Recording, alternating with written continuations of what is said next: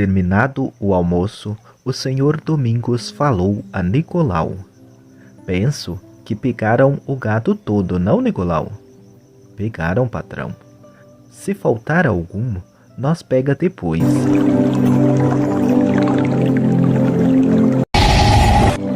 Certo, vamos começar cedo, hein? É gado muito. Tem mais de 200 cabeças. Amanhã nós pega ao arraiar do dia.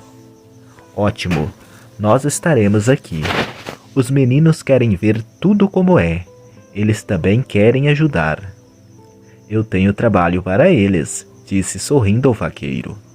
E voltando-se para os meninos. Venham mesmo, vós mercês vão ver coisa bonita. Na volta para casa, o pai confirmou as palavras de Nicolau. Realmente é uma coisa bonita, bonita e impressionante. É a luta direta do homem com os animais. Luta às vezes corpo a corpo, num desafio de força e destreza, em que o homem tem que vencer. Os meninos deitaram-se mais cedo, não que tivessem sono, mas para que passasse logo a noite que os separava do episódio da ferra do gado. Mal o dia começou a clarear, ainda sobre o brilho mortiço das últimas estrelas que se punham, já os meninos pulavam da cama e deixavam o quarto de dormir. Saíram ao terreiro com o pai e foram tomar leite. Pedro, Zé Dias e outros traziam lenha para o pequeno curral, contíguo ao grande, onde estava o gado. Acenderam ali um pequeno fogo, ajudado a esquentar com o esterco do próprio gado seco, apanhado na malhada. Quando as labaredas subiram um pouco, Damasceno colocou entre elas as letras do ferro iniciais do fazendeiro. Dentro de poucos minutos, o ferro mudava de cor. Zé Dias e Nicolau já traziam seguros pelas orelhas e pelas pontas o primeiro garrote. Derrubado do chão, Pedro Damasceno pisou-lhe na pata traseira e sustentou-o imóvel. Manuel da Boa Vista foi ao fogo e levantou no ar o ferro em brasa. Encostou-o na coxa do garrote, desprendeu-se um pouco de fumaça. O bicho soltou um mugido, abafado, e todos o largaram de vez. O animal levantou-se e, num instante, acertando com a porteira aberta, desapareceu sobre os gritos dos vaqueiros que os otavam. Outra res já estava seguro por outros, posta já no chão. Manuel não se fez esperar. Com o ferro ainda quente, baixou e fez a marca. O animal foi solto. Os meninos encostados ao pé da cerca apreciavam tudo, sem dizer palavra. A operação se repetiu dezenas de vezes, ainda antes do café da manhã. Todos os vaqueiros trabalhavam. A maioria deles pegava as reses uma por uma no curral grande e trazia-as para o curral pequeno, onde as derrubava no chão. Um vaqueiro controlava a porteira para não deixar o gado sair. Outro ferrava. Era Manuel que manobrava o ferro. Pedro Damasceno pisava a pata cuja coxa devia receber a marca do ferro. O velho João do Cedro cuidava do fogo. Nesta distribuição de tarefas, mais de 50 cabeças de gados foram marcadas quando Cefinha veio avisar que o café estava na mesa. O fazendeiro e a família foram também tomar sua primeira refeição. Em menos de 10 minutos, Ricardo e Maneca voltaram para o curral. Os vaqueiros ainda não tinham chegado, quando eles, vendo o fogo quase a extinguir-se, alimentaram-no com lenha e esterco. As labaredas subiam no ar, quando os vaqueiros apareceram. Muito bem, disse a sorrir Nicolau. Querem nos ajudar? Queremos, responderam. Pois eu vou ensinar vocês a pegar boi e ferrar. Compadre, observou o velho Maurício, olhando de lado e virando a cabeça em atitude de censura. Não se preocupe, compadre. Venha cá, meninos. Eles foram. Fiquem aqui, recomendou-lhes. Eles ficaram junto à porteira do lado de fora do curral grande. Nele entrou Nicolau, acompanhado por Aurélio, e saíram de lá trazendo arrastado um garrotinho. Peguem aí, onde nós estamos pegados. Segurem. Não deixe o boi escapar. E eles próprios saíram empurrando o animal atrás, enquanto os meninos o arrastavam pelas orelhas até perto do fogo. Aí Nicolau e Aurélio o derrubaram no chão, e foi feita a marca do ferro. Os meninos seguraram o bicho pelas orelhas até o fim da operação, quando ouviram o grito: "Solta!" Largaram e foram os primeiros a gargalhar, felizes de estar ajudando naquele trabalho, para eles emocionante. Quando o pai chegou, parou na porteira de entrada admirado. Eles já vinham arrastando outro garrote um pouco maior que o primeiro. Ferrado o animal, eles pularam para o lado de Pedro Damasceno, como em busca de defesa contra uma reação do bicho. "Tá vendo, patrão? Os meninos estão pra coisa", exclamou Nicolau entre risos. Todos aplaudiram os meninos e o trabalho continuou. Eles ajudaram ainda, segurando outros garrotinhos, mas em breve não puderam mais. O curral foi esvaziado e as reses que agora traziam eram maiores, novilhos e bois, já de grande porte.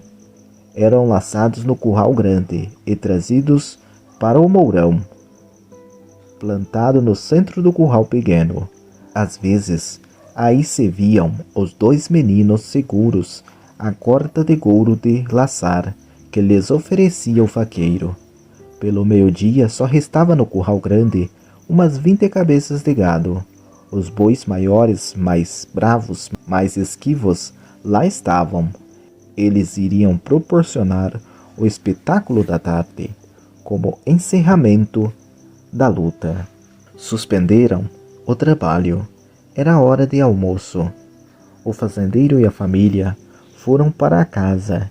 Ricardo e Maneca, por convite especial de Nicolau e Pedro Damasceno, ficaram para almoçar com os vaqueiros. Sentiam-se à vontade, perfeitamente, integrados naquele ambiente e naquela sociedade simples. Sentiam-se até vaqueiros como eles. O pai consentiu em deixá-los aí. Vibrava com isto. Após o almoço, descansaram todos algum tempo, pois o trabalho da tarde seria diferente. "Vamos cuidar, minha gente", convidou Nicolau. "É bom, Nicolau", respondeu o senhor Domingos. "A tarde vai pendendo."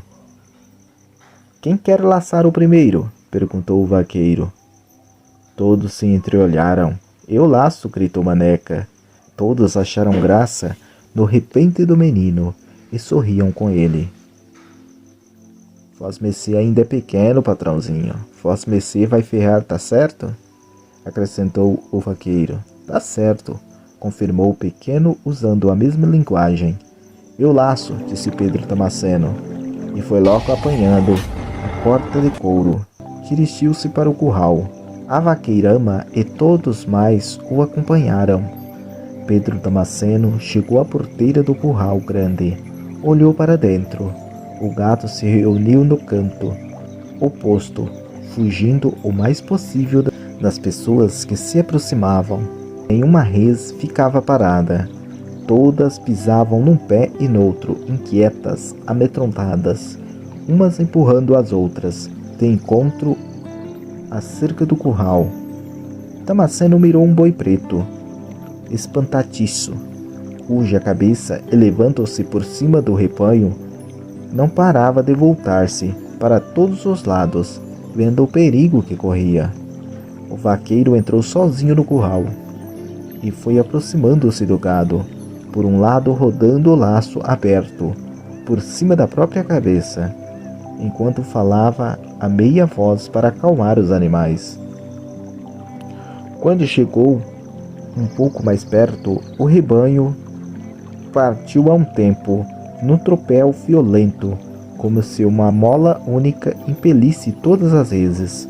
Viu-se nesse instante o laço partir como um raio por cima do rebanho, em correria, e atingir certeiro os chifres do boi preto. O animal, sentindo-se laçado, disparou pelo meio do gado e sumiu. Uma nuvem de poeira escura arrebatou da vista dos espectadores o boi preto e o vaqueiro. O chão estremecia sob o tropel dos animais. Quando a poeira diminuiu um pouco, viu-se o vaqueiro Damasceno, seguro na corda, com o corpo pendindo para trás, quase a tocar no chão, as pernas retiçadas para frente, os pés rasgando a terra, arrastado pelo boi. Mas o animal foi perdendo as forças e diminuindo o ímpeto da carreira. Numa das voltas que dava pelo curral, Damasceno conseguiu passar a corda no mourão do meio do curral e firmá-lo de uma vez. Estava dominado o boi. Agora ele estava perto do animal. Pelo lado, incitava-o, e a cada momento a corda ficava mais curta, até que o animal encostou a cabeça no pau. Passou-lhe um laço nas pernas traseiras e, pegando-o, passou uma cilha no pé da barriga e estendeu-o no chão o boi valente. Nicolau já vinha trazendo o ferro em braça e puxando Maneca pela mão. Aqui, patrãozinho. Indicou-lhe o lugar, sustentando-o com o menino o ferro. A fumaça subiu. O boi não soltou um gemido. Queimou, compadre. Chega, disse Pedro Damasceno. Maneca, saia daí. Compadre, afrouxa a cilha e tire a peia. Saiam todos da porteira, gritou Nicolau para os espectadores. Todos correram. Ele próprio foi abrir a porteira e lá ficou para evitar que o outro gado saísse. Damasceno, conversando com o boi, tirou-lhe dos chifres a laçada e pulou de lado. O animal, sentindo-se livre, enterrou os pés num pulo e em 3 ou 4 corcovas atingiu a porteira e desapareceu. O resto do gado quis acompanhá-lo, mas Nicolau, surgindo na porteira, barrou-lhe a passagem. A façanha de Pedro Damasceno foi imitada por muitos.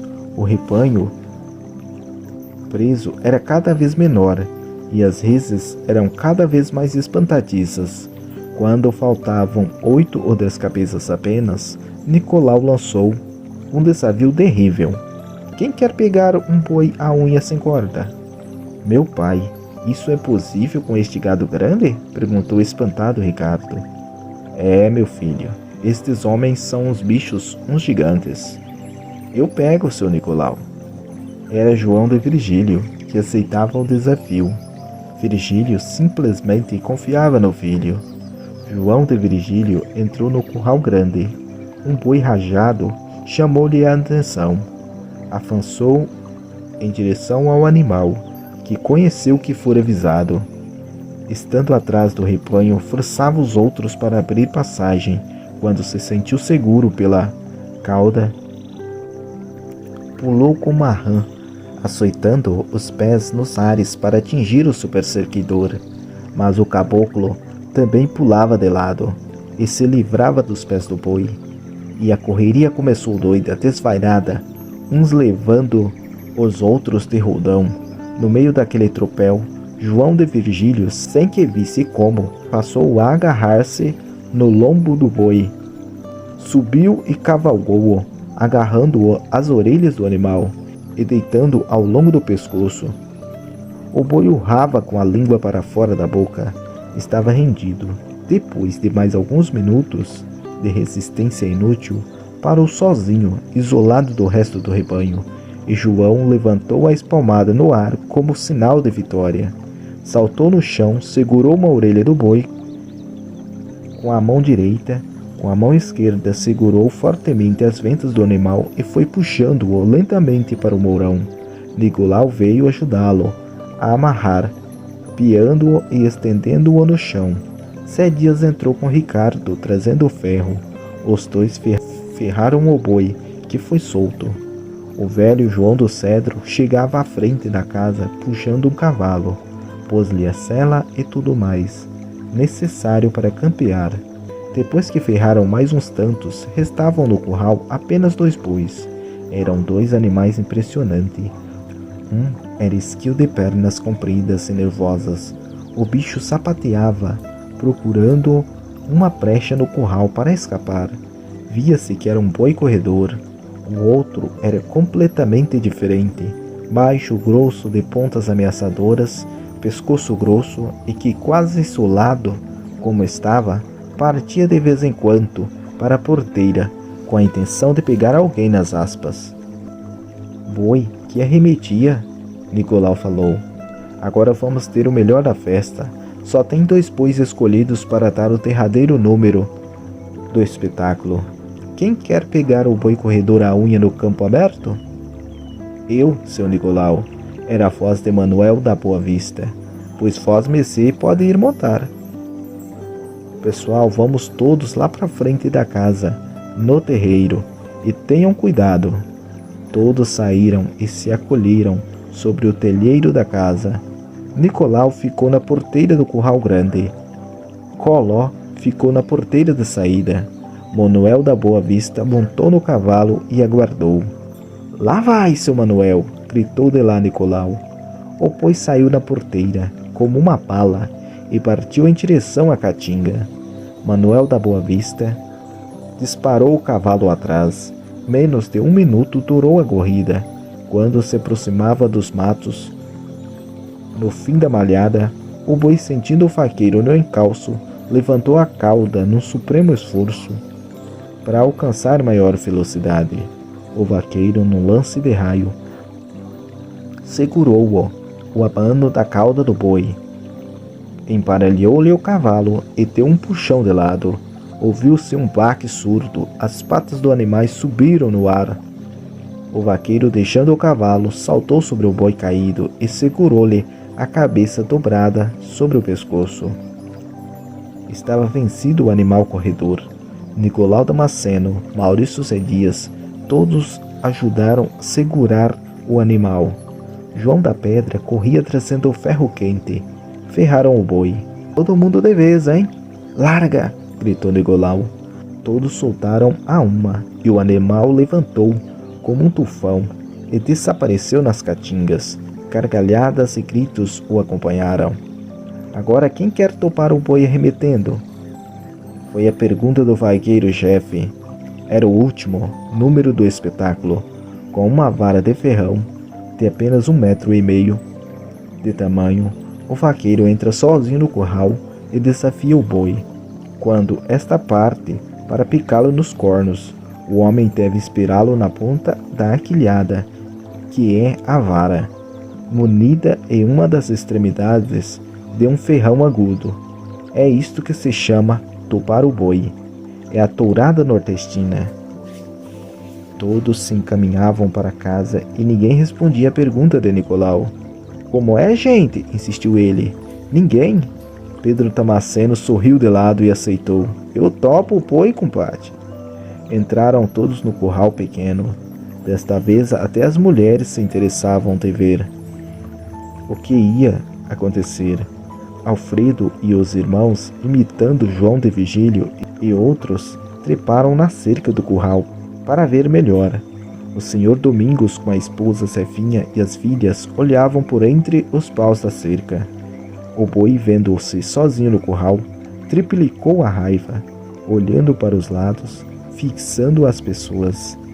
Uma por uma, como aguardar uma oportunidade, cavava a terra com as patas dianteiras, jogando com violência a terra escavada para trás, na cerca e nos ares. O velho Maurício trouxe a vara e entregou-a a Pedro. Este examinou-a e descobriu-lhe a ponta do dispositivo de couro que a reveste. Todos aguardavam, com o peito oprimido pela emoção. Pedro Damasceno baixou o busto e passou na porteira. O boi mirou-a e ele mirou o boi de longe. Os dois se compreendiam. O animal inquieto pisava num pé e noutro, medindo o inimigo. Ninguém dizia uma palavra. Pedro avançou 2 passos com a guilhada em posição de defesa, a mão esquerda para o lado da ponta de ferro e a direita para a outra extremidade, o meio da vara colocado à coxa direita. Avançou mais 2 passos, o boi balançou no ar a cabeça e escavou o chão. Pedro avançou mais 2 passos, levantou o peito mostrando ao boi sua estatura gigantesca e bateu o pé esquerdo no chão, dizendo uma interjeição apropriada. O animal partiu de lá como um raio para pegar o vaqueiro. Em frações de segundo, Pedro Damasceno dobrou um pouco o corpo para frente e se ouviu estalar nos ares uma pancada seca. O boi recuou e o vaqueiro não tirou o pé do lugar. Voltou o animal ao ponto de onde partira e se virou. Atrevido, um fio de sangue descia pela testa. Quando atingiu as ventas, o boi lambeu-o passando a língua. Parece que o gosto do sangue mais o irritou. Partiu de lá 2ª vez. Pedro, que não perdia um movimento do animal, já o esperava. Segundo tope, 2ª ferida. Mais uma vez o vaqueiro não se moveu do lugar. Ele ainda vem, compadre, disse Nicolau. E veio mesmo. Veio e recebeu o 3º tope. E aí ficou. Baixou a cabeça onde pingava sangue por 3 furos. Estirou um palmo de língua para fora da boca. Deixou cair baba em abundância e berrou. Vencido. Pedro Damasceno tirou o chapéu e com ele batia na cabeça do animal, mostrando que era vencedor. O boi não fez nenhuma reação. Por fim, o vaqueiro, pondo o chapéu na cabeça, alisava a testa do boi com a mão. Pode laçar, compadre, disse a Nicolau. O boi tá entregue. Laçaram, derrubaram e ferraram um boião valente. Os meninos não se controlaram. Pularam no chão e abraçaram o amigo Damasceno, que os suspendeu a ambos nos seus braços de gigante. Sorria feliz com o prêmio que lhe davam os amiguinhos, naquele braço de louvor ao heroísmo. Todos os demais, imitando os meninos, cumprimentaram a Pedro Damasceno. O boi foi solto, não correu, deu uma volta pelo curral, depois saiu na porteira e, atravessando a malhada, entrou na caatinga. O sol já desaparecia por cima da serrota. Recolheram-se todos à casa de Nicolau. O fazendeiro e a família foram para casa. À noite, após o jantar, houve um show na casa do vaqueiro. Isaac chegou trazendo de companhia um tocador de violão e outro de cavaquinho. Zé Dias era exímio tocador de gaita e nunca se separava da sua. Ele aí estava. Formara-se o conjunto, com Isaac no pandeiro. Um lampião a casa pendia do teto e iluminava a sala, derramada pela porta e pelas janelas, abundante luz que se perdia no terreiro. A um canto da sala, os 4 tocadores executavam modinhas, sambas, marchas e outros ritmos em seus instrumentos. Os pares de dançarinos rodopiavam no salão. Os meninos, ouvindo de casa a música, não esperaram convite. Quando os pais e os outros chegaram, eles já lá estavam. Recebeu-os na porta Pedro Damasceno, que os conduziu para junto aos tocadores, onde os dois se sentaram a ver os instrumentos e ouvir-lhes as músicas e o canto. Dentro de 15 minutos aproximadamente, uma voz se fez ouvir, impondo silêncio. Era Nicolau, que em pé na porta da entrada, com a mão espalmada no ar, completava com o gesto o pedido de silêncio. O senhor Domingos e a dona Mariana apareceram sob o jorro de luz da porta. Seguiam-no as filhas e Alfredo. A família foi recebida festivamente, sob uma salva de palmas e gritos de ovação. As pessoas que dançavam encostaram-se pelas paredes, esvaziando o salão. Um caboclo aproximou-se dos músicos e cochichou qualquer coisa. Afastando-se para um lado, cantou uma toada, e os instrumentos acompanharam em surdina. Na fazenda Cravadá, o sol nasce por primeiro, e quando pende no ocaso, ainda vê por derradeiro. Na fazenda Cravadá, não existe tempo mau. Tem comida, tem bebida, boi que nem folha de pau. A Serra do Capitão, mais alta que os Pirineus, quando a gente sobe nela, chega pertinho de Deus. O cruzeiro lá plantado sustenta o globo do mundo. Abençoa-o o sertanejo e faz o sertão fecundo. O castal de fazendeiro, que Deus lhe dê sua bênção, veio alegrar as caatingas, trouxe vida pro sertão. Coronel Domingo é o chefe, Dona Mariana é a santa. As filhas Jardim Florido, com seu perfume que encanta. Os meninos são de raça, o rapaz, moço educado.